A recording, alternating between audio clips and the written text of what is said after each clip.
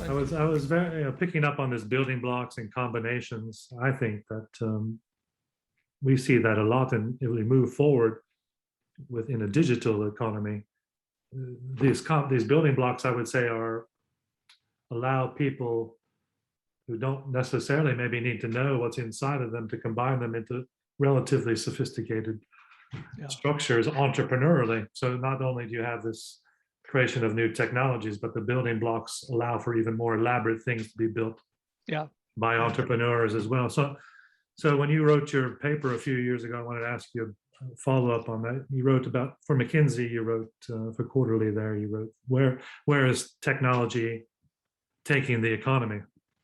And you raised a number of fundamental questions, and I wanted to go back on a couple of these, see your thoughts on them. The first one was you wrote that the advantages of being large and early in the market are limited. Do you still feel that, even though, with the context of AI often requires big training sets, and there's this first mover advantage that people tend to be talking a lot about, and companies getting big from having an early start? And do you still believe that? And if so, why? I think it's a mixed bag. uh, when I started to look in the 1980s, I started to look at large companies seemingly coming out of nowhere. In those days, that might be Microsoft. Mm-hmm. A smaller company would have been Apple. And I began to notice they weren't always the first in their field. So the advantage of coming early wasn't always realized. Mm-hmm. What seemed to be the case in tech companies was that if you were in a company whose method or product gained further advantage as it gained user base, Mm-hmm. then we now call that network effects. Right. Then that was subject to positive feedbacks or increasing returns. The more PayPal gets used by my friends, the more I'm likely to adopt PayPal. PayPal gets larger, then some of my friends who aren't on PayPal might want to take up PayPal. So I was seeing this again and again. It, I, I can't recall why I wrote that in the McKinsey Quarterly, that particular sentence, but I think it doesn't. People were saying at the time, well, if you can get into a market early, you can corner that market. That's still true. It's still true that technology, by and large, operate with network effects. It's an enormous amount of money and upfront investment to create something, say like Windows operating system. To create the second copy of Windows is just a copy. It's maybe 2 cents or less. I don't know. So I began to see that the more you can get out in a tech market, the more advantage you have, and then the more you can use that to gain further advantage. And that started to explain to me why Microsoft was so dominant. It had a reputation at the time not for technological excellence. That was more Apple's department, but it did know how to lever its advantages from one product onto another. If you adopt Windows, then maybe you had to adopt Microsoft's version of getting onto the internet. That's what the whole lawsuit in the 90s was about. Mm-hmm. That's all still valid. I think, but it doesn't mean that if you're the first in the market, you can take it over. There's Alta Vista, there were other search engines before Google. Google did get in early. They did have a better technology, maybe, but you couldn't have forecast 2 years in advance who would take over and why. And I see that again and again. Also, there are, Uber has advantages of network effects. If there's more Ubers out there than say Lyft, you just say I'll call an Uber. You don't say I'll call a Lyft because they're more visible, they're more out there. But that doesn't. I think eventually you can saturate those advantages, and then other companies could get Things come footing out. maybe. And that's why Yeah. I wanted to ask you that, because you're the man of increasing returns, right? And then in this world that tends to have a lot of these increasing returns, you made that statement that you weren't sure whether being big or being early was that advantageous in this new world. So I was just curious to It see doesn't, yeah, why you're you right. thought that, because this is kind of as you know, this is an interesting issue nowadays. What does it mean to be big? And even though you look dominant now in today's world, things can change pretty rapidly. That's correct. Yeah, I wanted to, by and large, the original statement, if you're in there early and you know how to manipulate your advantage, you do pretty well.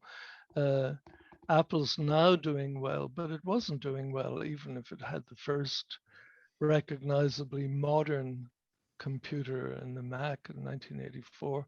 That struggled for a long time. Now it's doing quite well, and Apple itself is doing extraordinarily well. But these positive feedbacks or network effects don't guarantee you to dominate. They're useful.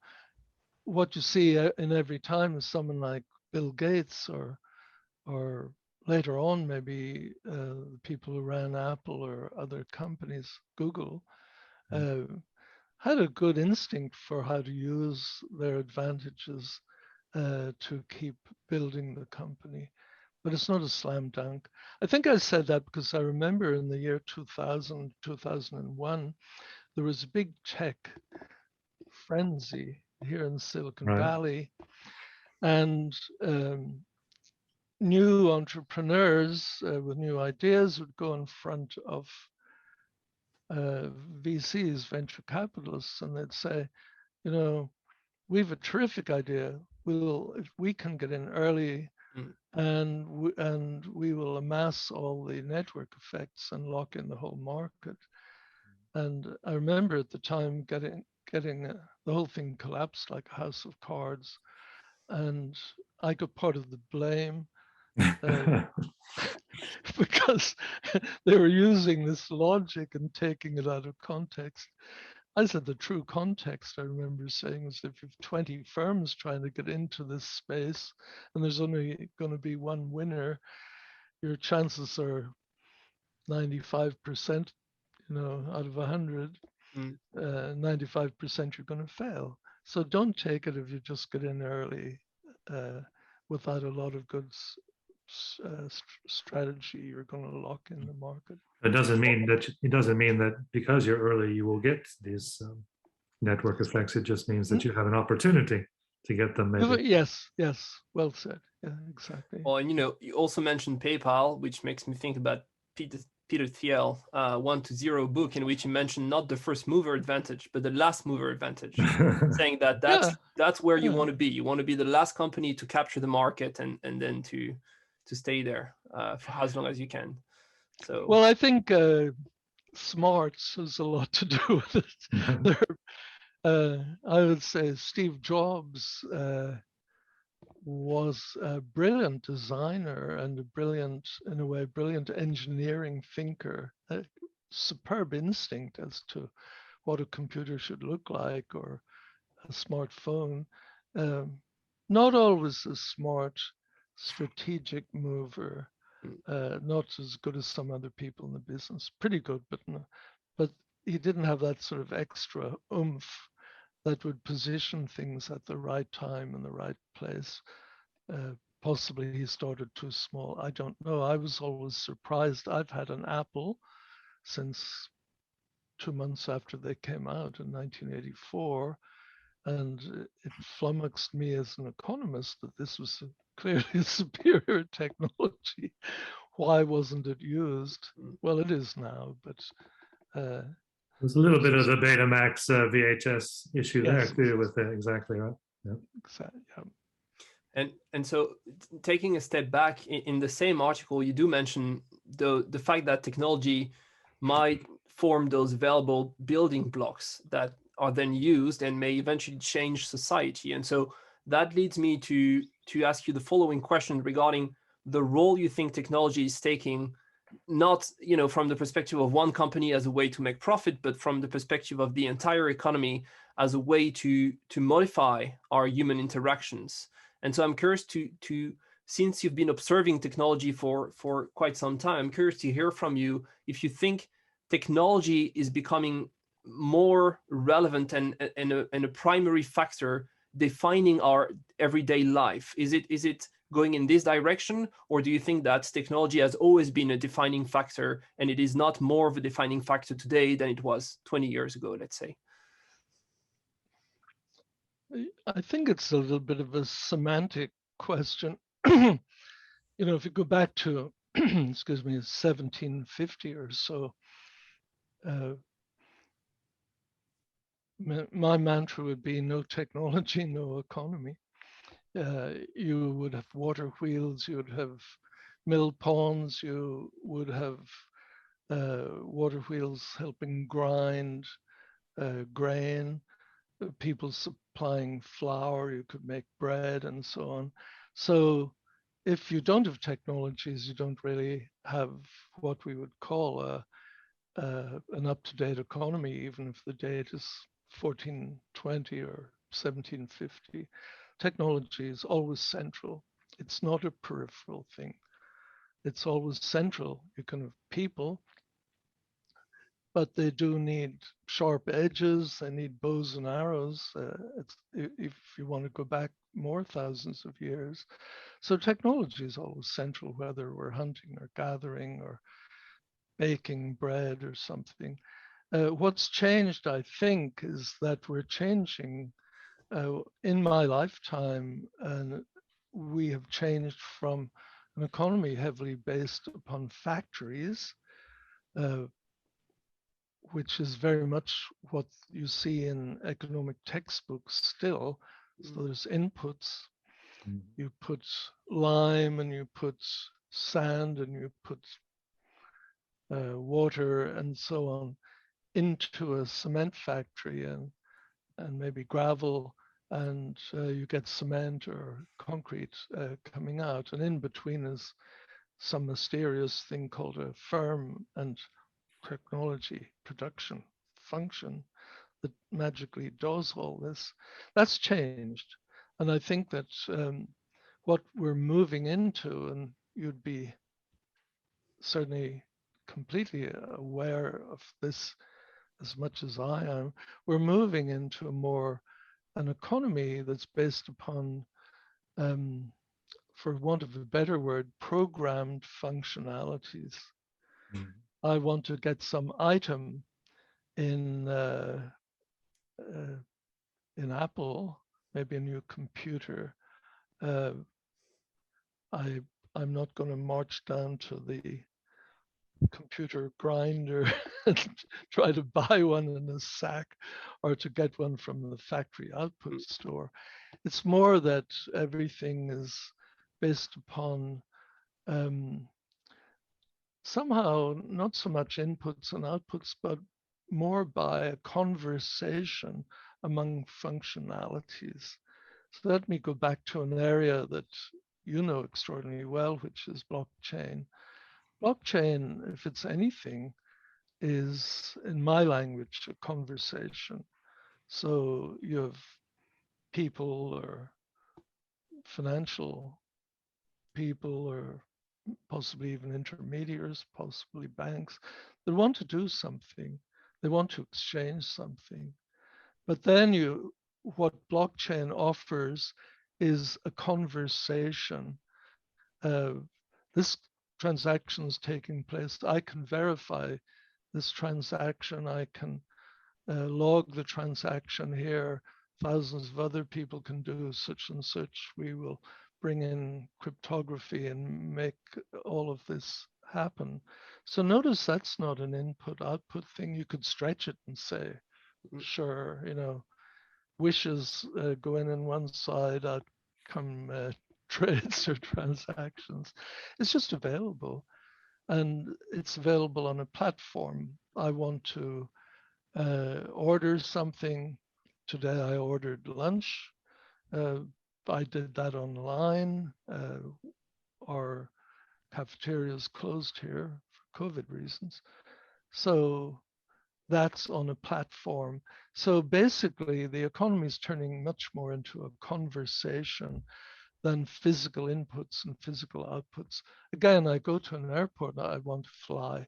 I put in a frequent flyer card into a little kiosk, and all kinds of conversations ensue with the airline, with the actual seating on the aircraft, uh, with the security people.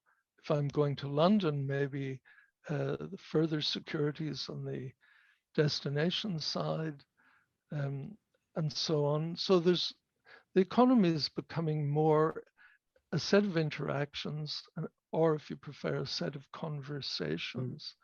When we get fleets or flocks or convoys of driverless cars, maybe in 10 years' time, wherever, on the 405 freeway in Los Angeles, what we're going to have is not some input and output for transportation. It will be multiple cars, all of which are driverless, probably in a convoy, maybe 50 or 80 vehicles, each talking to each other, sensing cars near you by radar or LiDAR, and in conversation locally, saying, okay, kindly back off a bit here, you're too close. You're not even aware of that. You're not a driver, you're just sitting there. Well, so I'd say that the economy has changed from being an input-output one. There's still plenty of that. There's plenty of dog biscuits being created. I don't want to trivialize this. There's plenty of saying we're going to load up a truck here in California and send that to New Jersey. So there's inputs and outputs. But it's more a platform-based set of transactions, and it's more an ongoing set of conversations on platforms. You know, I've never heard anyone putting it this way, the conversation between the different agents and the different technologies also, which makes me think about Albert Hirschman, Exit, Voice, and Loyalty. Because at the time, and he had a table in the book in which he says, well, there are certain things for which it's not possible for you to voice, you can only exit. And he gives the example of being a consumer and buying a product, because in the 70s, I mean, I wasn't around, but I suppose your choice was to buy a product or not to buy a product if you disliked the product and the company. And of course, now what you can do, thanks to technology, is that you can voice. You can go to Yelp, to Twitter, and express your discontent regarding the technology. So it is actually indeed creating more conversation. For whether this is a good or bad thing, this is something else. But indeed, I never thought about it this way, and it seems logical now that you say it. So thank you for that. Yeah, well, quick comment on that.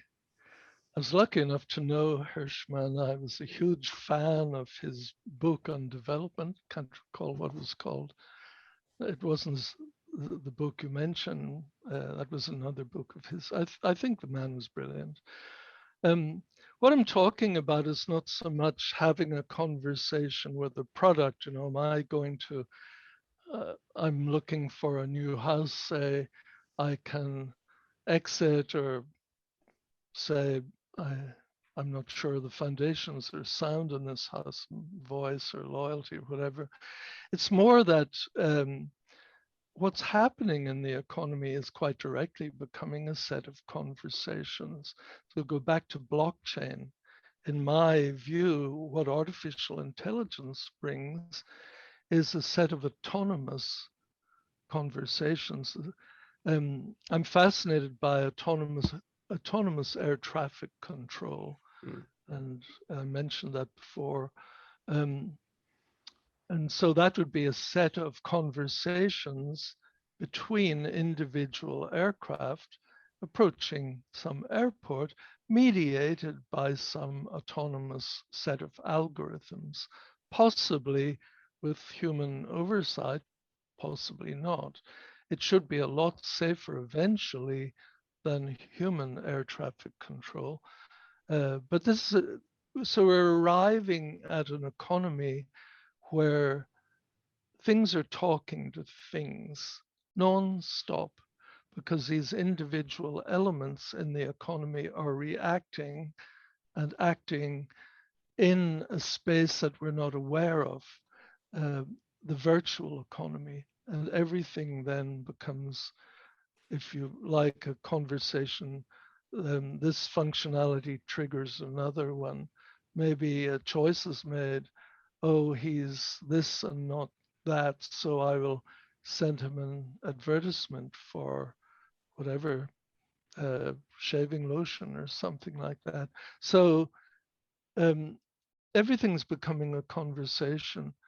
And to go back to blockchain, blockchain is, the interesting thing is, again, you're the expert, but the interesting thing is it's cutting out intermediaries. Banks may not be part of that conversation. So at the moment we have I want a product, I want to perform a trade, I go to a bank, the bank does the transfer to somebody else. So my input is the demand for a transfer. The output is the transfers made from the bank that goes to the input of somebody else's account. It doesn't, it fits pretty well the factory notion of processing, in this case, processing transactions. We're moving very quickly to the whole thing being conversational, thanks in part to combinations of fiber optics, cryptography, and all the other things that go into creating a blockchain. And then the blockchain itself doesn't quite exist. It's not a thing. It's really an organization of conversations.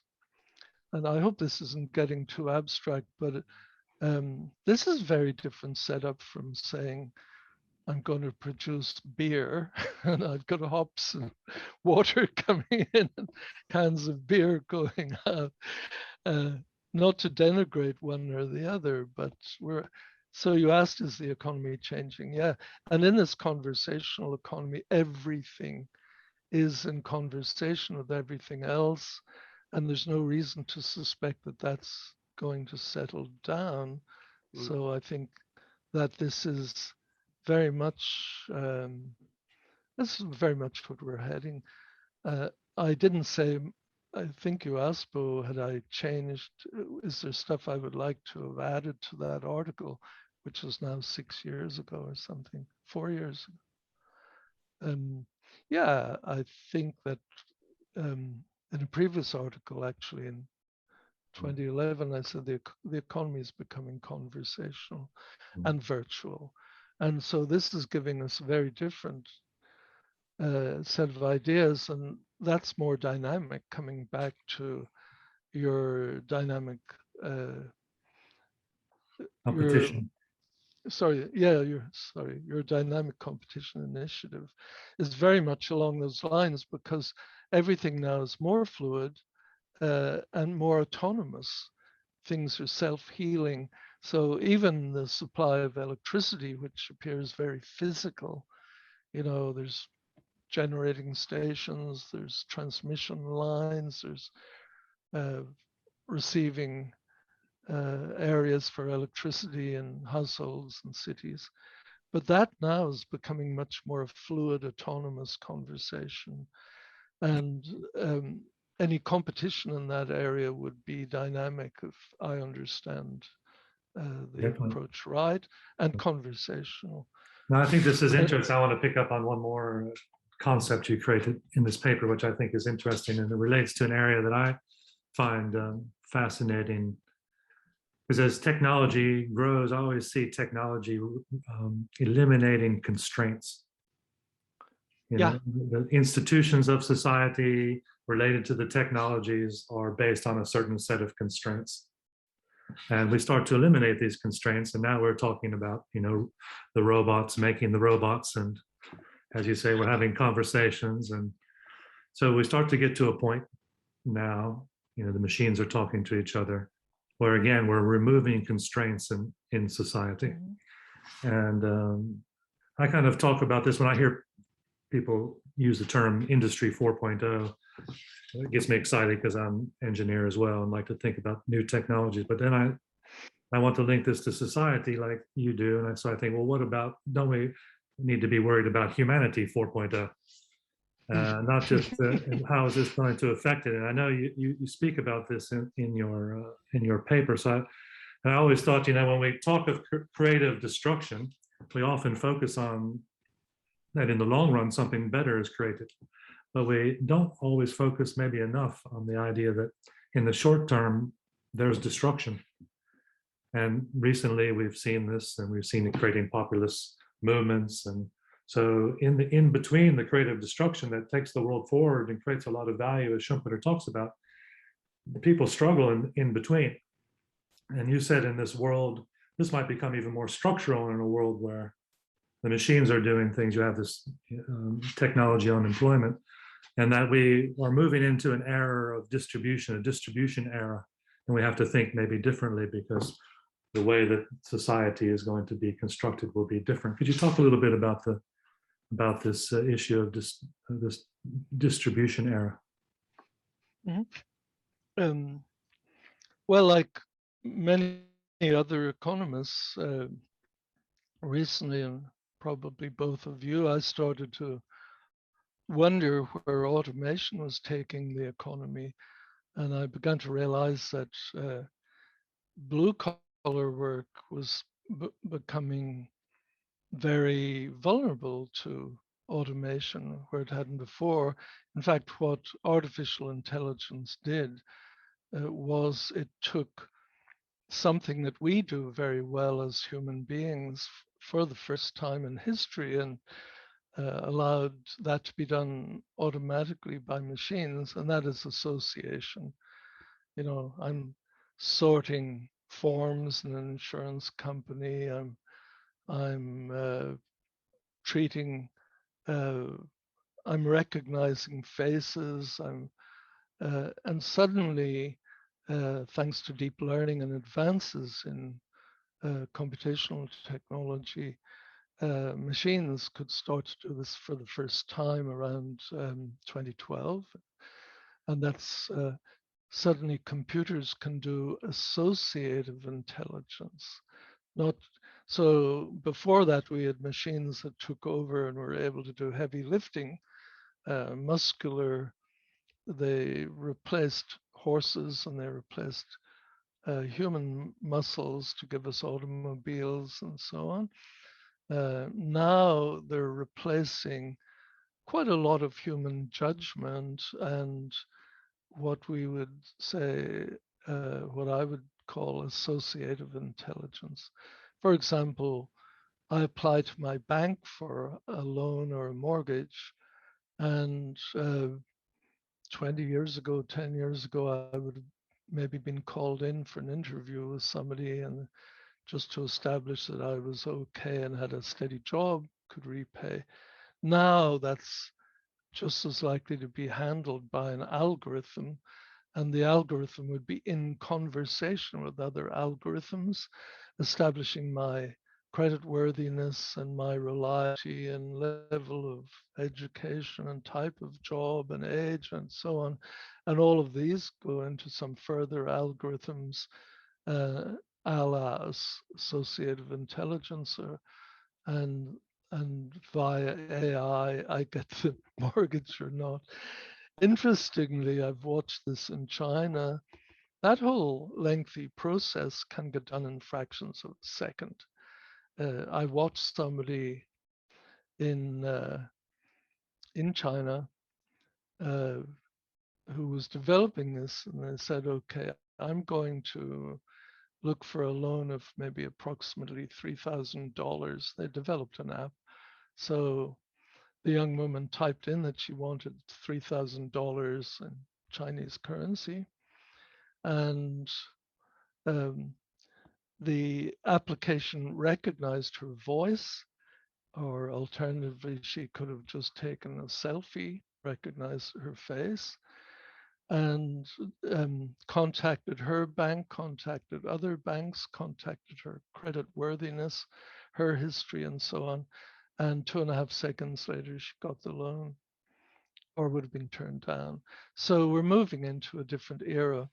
What this does, I where think when I listen to you, what you've written, it's not only better, we talk about better and then we create new jobs, but it's so much better and so capable that it may reduce the need for jobs in certain ways. So it creates a lot of value, but you don't need as Yeah, many people in the economy. So it creates this structural change. And of course, if it happens very quickly, like you mentioned this is previously, you mentioned the truck drivers and the autonomous trucking. Now, if that happened like this, that would be several million people out of work. And while that's right. in the long term in economics, um, wealth will go up. But for those people, it's a problem, and that can create other political issues. I think you also mentioned that we're entering into an age of politics because of this as well. Yeah, I began to realize that economists all agree that jobs are disappearing and being automated or replaced by artificial intelligence. They disagree a little bit on which jobs and how fast and what jobs are vulnerable for that.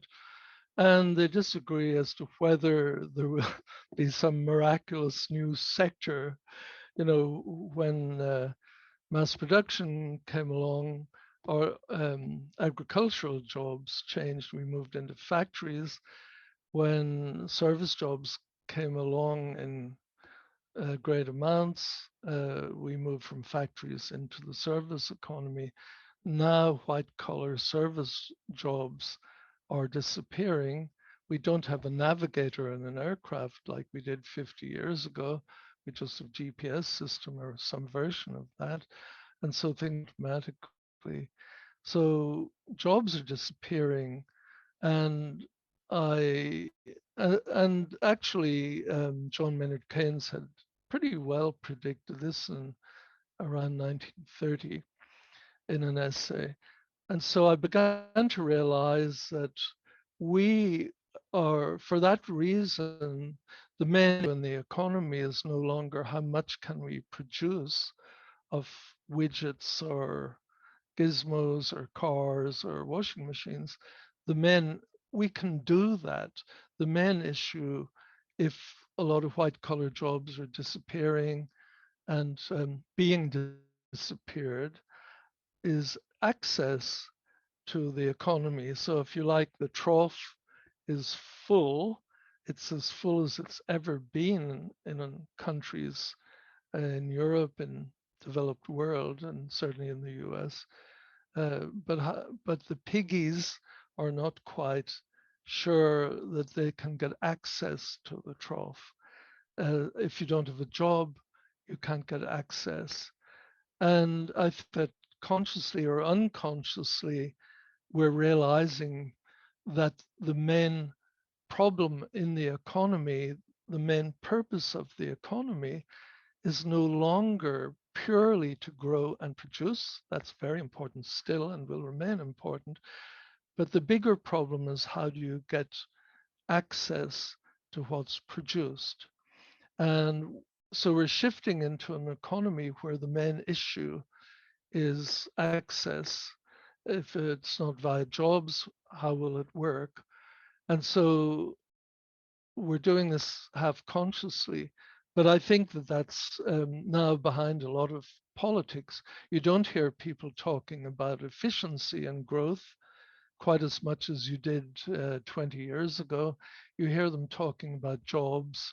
This new infrastructure bill we have in the US is sold not because it will create efficiency, it's going to create jobs, we're told. So it's jobs and distribution here. And this tells us a little bit, doesn't it, that if jobs become or transformed, you're used to having a job of a certain type, and now you're going to get another job. Yeah. Or maybe we don't need as many jobs and we need to think again about how we're going to distribute wealth in society. This has a huge effect on human dignity. That's Yes. that's what I always see as the big impact of these changes in technology and institutional structures, they affect human dignity, and that's what makes creates a lot of political unrest unless there's some plan about how to handle this. And because there's a lot of wealth that's generated in these destructive instances, but they don't necessarily flow to everybody uniformly from day one. I think you're absolutely right to use the word dignity, because what's been happening, and this is over 30 years, with jobs being offshored to China or Mexico in our case, it's not just the loss of income, say if you're in Ohio or Cleveland somewhere, or if you're in one of these Rust Belt states, or if you're in Sheffield in England, if you're in one of these standard manufacturing regions, it's not just that jobs are lost, it's that human dignity is lost. And I was fascinated by the movie quite a long time ago called The Full Monty. And it was about 4 guys who had lost their jobs in the steel industry, if I recall, in somewhere like Nottingham or Sheffield. But what took the hit was not just their pocketbook, but their dignity. And so as jobs have been offshored from this area called the Rust Belt now in Middle America, where from Pennsylvania to Ohio to parts of the South, even Illinois, that whole middle area that manufactured lots of things. What really took a hit was people's income and then their dignity as they became unemployed. And that led to the opioid crisis. And more than anything, it led to intense bitterness towards the politicians who had got us there. People like Clinton, who I think was a superb politician and very smart guy with good ideas and goodwill.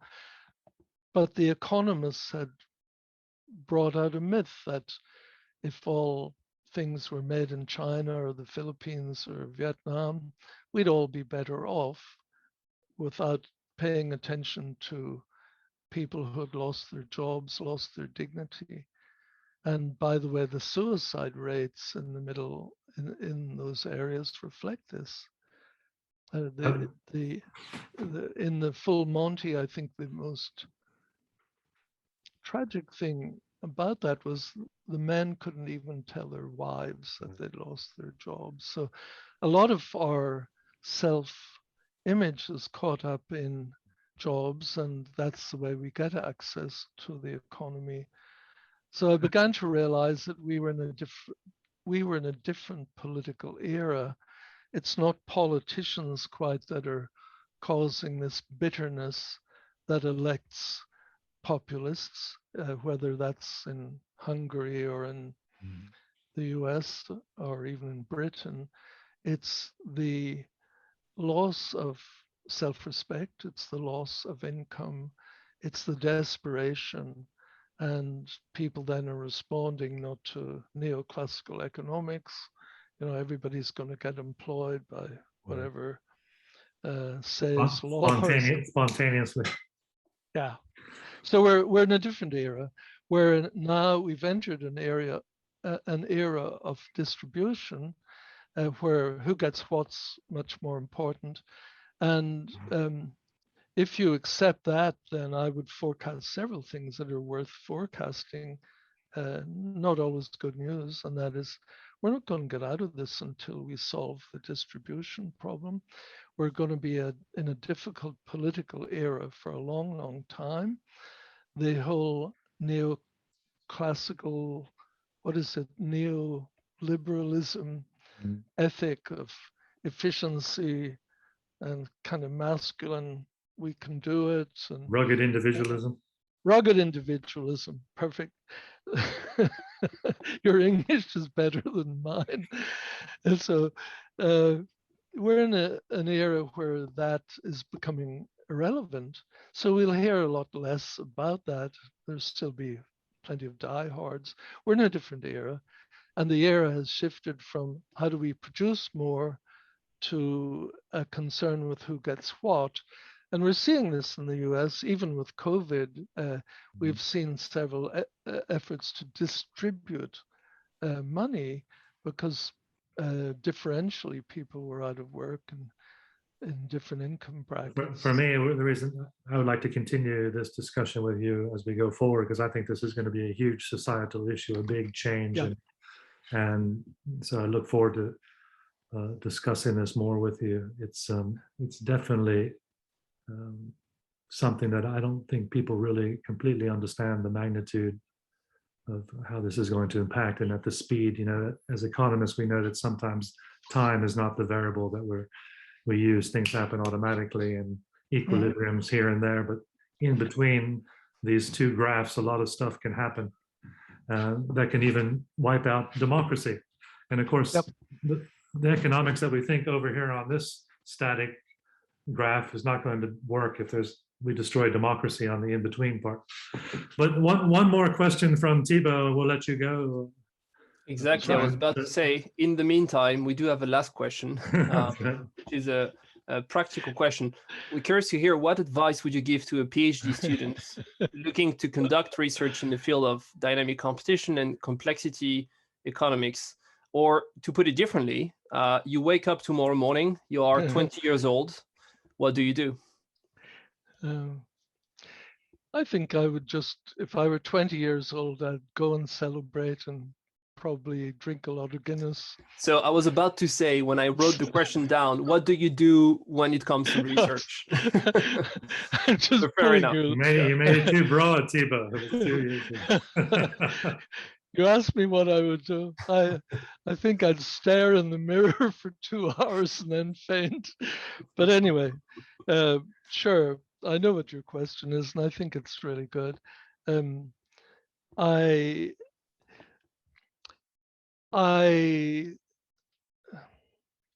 See if I can answer you. It's an absolutely wonderful question because it opens such a lot of possible responses, and I think obviously you would have your own responses. I'll hazard one of mine here. I think that if I were a new economics grad student, say age 20 or a bit older, let's say a graduate student, I think it's a wonderful time actually to come into economics. And why? Because I think that given the ideas we've been talking about today, economics is changing. It's changing rapidly. It's changing fundamentally. I haven't mentioned too many people who've been engaged in this, but there's large numbers of people engaged. DCIs engaged in thinking about the economy as being in dynamic competition, not as equilibrium, and all that goes with that. There are people doing agent-based modeling, which allows you to do a much finer level of modeling, and you don't necessarily have to assume either rationality or assume equilibrium. If you like, that's the other side of the coin. Complexity economics gives you theory, but the method used for that or associated with that is agent-based modeling. That's a kind of a generalization. But the subject's changing. The economy is changing. So we're getting artificial intelligence. We're getting autonomous systems that are not under human supervision, say like the blockchain, but many other systems like that. We're getting the transformation of the economy itself into partly virtual, autonomous economy. We're getting, as we just said, we're getting far, far more into distributional issues. We're starting to wonder in an age of machines, how do you use machines effectively? How do you use artificial intelligence effectively, yet maintain human purpose and human dignity? And so there's all these big questions. There's these new methods. And I would hazard a guess, I could be wrong, but I don't think so. I believe economics is undergoing a very fundamental paradigm shift from what? From seeing the world in a kind of enlightenment way as being ordered, rather rational, knowable. So you can write equations for everything, thing-based, noun-based, and in some way loosely affecting some degree of perfection. So these were all biases we got out of Newton's brilliant insights, and then the Enlightenment in Europe, in Germany, and Scotland, other places like that. And we've carried that over into economics to great effect. And I think, so we're moving from that to what? I think to seeing the world as imperfect, to seeing everything as changing, to see things not changing just in quantity, but in quality, in their very qualities or personalities are changing. The whole notion of a white collar job is changing. We see things as not necessarily perfect. Rationality is not perfect. We're moving away from deductive rationality in general to more inductive rationality. For example, if we're creating algorithms that can beat grandmasters at Go, those are based far more on inductive rationality. They're not based on deductive logic. They're based on building up a series of inductions. So that whole world is changing, and we're not seeing the world in the economy as necessarily in equilibrium. I think this is an unbeatable series of new things to move into the economy with. If you're 20 years old, you know, I'm not sure who it was who said at the start of the Industrial Revolution, to be young was very heaven. I wonder if that was Wordsworth. I'm not sure. Was it youth? Youth is wasted on the young. That's another one. George Bernard Shaw, I think. Anyway, so but it's a remarkable time. We now have behavioral economics. We have evolutionary game theory. We have an economics that's path-dependent economics, where history actually counts. And we could finish up with this outcome or equally with that outcome.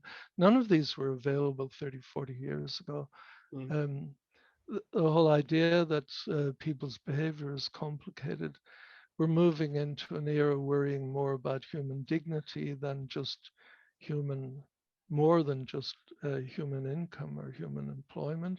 We're moving away from everything being regarded as capital, human capital, environmental capital. We're moving to what things existing in their own right, humans existing in their own right, and the environment existing in its own right, not just as capital that we can draw upon. So we're moving away from all of these things. And so we're moving from order and predictability and perfection to ideas of how things are generated and how new formations arise out of maybe disorder, giving birth to new formations all the time, and thereby things not being in equilibrium in general. And we're moving into an era where the methods used to investigate these and to model these are not linear algebra necessary, but computation. Computation allows us to model events and events triggering events, and therefore it allows us to model process. So in a word, we're moving from things, keeping things in equilibrium, to processes, creating new processes and creating new objects. My observation is that that's true across all the sciences. It's true in physics. We're not looking at perfect Newtonian systems any longer. And things like condensed matter physics, we're looking at the formation of patterns, multiple patterns, ground states that are not necessarily perfectly optimal, and so on. We're moving in mathematics from given mathematics of this is a function of that, and that's a function of this, and the whole thing gives you a system in balance. We're moving much more into looking at things forming and changing and being constructed. So we're moving also from a mathematics that regards in a Platonic way what we discover as Platonic truisms or ideals, to thinking that mathematics is subject to construction and creation itself. So all the sciences are moving from this idea of order, givenness, and logical deduction to whatever you want to put in the place, openness, imperfection, and creation or generation. Which, if I may, could be the definition of art. You mentioned that word already. It seems to me that we're moving a bit toward, toward that. I mean, it's very complex. Equilibrium does not exist. So to find a sort of balance is an art form. So maybe. Yes, we're moving from the idea that things are perfect. I often, maybe unfairly, but I compare neoclassical economics to an ice palace, say, like in a Hans Christian Andersen tale. That melts. It's perfect. It's gorgeous. It's constructed from ice. It looks beautiful. But if you back up by accident against one of the pillars, the whole thing may crack, fall down. And we're moving towards seeing it maybe more as a cave of wonders, and those wonders keep changing, or more like an ecosystem. We're getting a lot of those ideas, by the way, from biology. So there's no idea that some biological organism is perfect. We're seeing everything's changing all the time, that biological species form ecologies. Those ecologies change and swirl. New things are not predictable in general. And they're subject to change and evolution, and everything's open. And if you go into any specific area of biology, embryology, or the immune system, or genomic processes, these are all processes, and processes within processes, and processes calling other processes like subroutines, and processes inhibiting other processes. This has changed our thinking in the sciences. And also,